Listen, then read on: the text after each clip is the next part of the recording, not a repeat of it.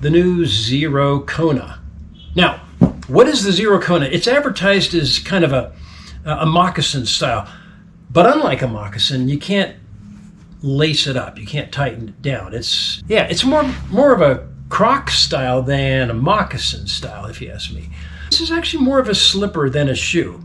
Yeah, you can stylistically wear it as a shoe, but it feels more like a slipper the way it fits. I mean, sure, it's more than a house slipper because it does actually have a sole with a little bit of tread. So let's say you wanted to slip these on to go outside in the morning to get your morning paper from the dewy grass, which assumes you get the morning. Does anyone have a morning paper anymore? But if you do, you could go out there, no big deal, because you'd have a little bit of traction. Don't worry about that. You come back in the house and it's loose enough. You just kind of kick them off, let them dry, and you're good to go. It's a Xero shoe, so predictably, a couple things you can expect. The shoe's going to be zero drop, and it's going to be a wide toe box, which I like. I like a wide toe box. But I find that the fit in the rest of the foot is too loose for my comfort, to the point that my heel would sometimes slip out above the heel cup, to the point that I would accidentally kick them off sometimes, to the point that I could fit the fingers of both hands inside the left and right sides of the shoe while it's on my foot.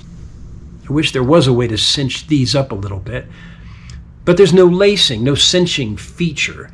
Yes, it does have a shoelace, but it's, I'm not going to say decorative, but it's very stretchy to the point that you can't grip it down, and it's sort of a loop, like there's a continuous loop, so there's no latch, there's no way for me to tighten it up. I mean, if I could just do that, then it'd be fitting perfectly for me, but there's no way to keep it like that. So, okay, now I will say this, the length works for me. So I ordered 12 and a half, and it fits lengthwise like a 12 and a half should. So there's the conundrum.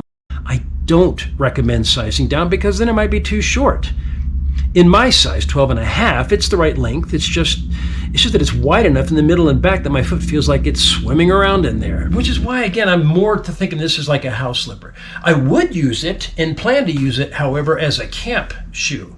To my mind, it'd be great for that because, like let's say if you're camp, you want your feet to relax, so you want a loose fit, to relax after a long hike, and maybe your feet are still swollen from the hike. It'd be great for when you have to get up in the middle of the night to go find a tree, and you don't want to have to stop and lace up your shoes. In fact, you can just stand up and stick your foot into it and traipse off into the woods. Now, I will say this, if your foot is unusually wide, you might find this to be the perfect fit. Likewise, if you like to wear your slippers or your shoes with a nice super thick pair of socks, there's plenty of room for it. Even for a thought, it could be no problem. By the way, when I say this would make a great camp shoe, I don't necessarily mean a backpacking camp shoe. When I'm backpacking, I want to go as light as possible. And so for me, there's a better solution that Xero already makes, and it's this, the Xero Genesis. It is not only ultra light, but it's ultra compact. And in backpack camping, size and weight is everything. So in my opinion, it's a better solution than the Kona. Here's the question. Will the Kona be the right shoe for you, personally?